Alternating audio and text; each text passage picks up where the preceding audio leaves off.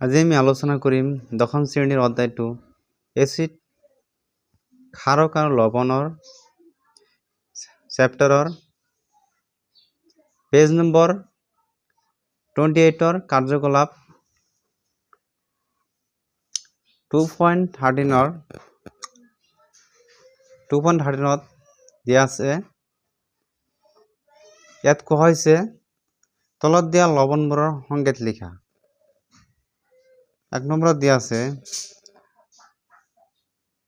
Potassium sulphate, সংকেতটো হ'ব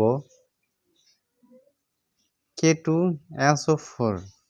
2 নম্বৰত দিয়া আছে সোডিয়াম সালফেট, সংকেতটো হ'ব Na2SO4। 3 নম্বৰত দিয়া আছে ক্যালসিয়াম সালফেট,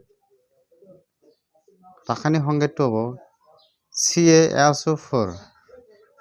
4 নম্বৰত দিয়া আছে মেগনেছিয়াম সালফেট, সংকেতটো হ'ব MgSO4। 5 নম্বৰত দিয়া আছে কপাৰ সালফেট, ৰাসায়নিক সংকেতটো হ'ব CuSO4। 6 নম্বৰত দিয়া আছে সোডিয়াম ক্লোৰাইড, সংকেতটো হ'ব NaCl। 7 নম্বৰত দিয়া আছে সোডিয়াম নাইট্ৰেট, ৰাসায়নিক সংকেতটো হ'ব NaNO3। 8 নম্বৰত দিয়া আছে সোডিয়াম কাৰ্বনেট, ৰাসায়নিক সংকেতটো হ'ব Na2CO3।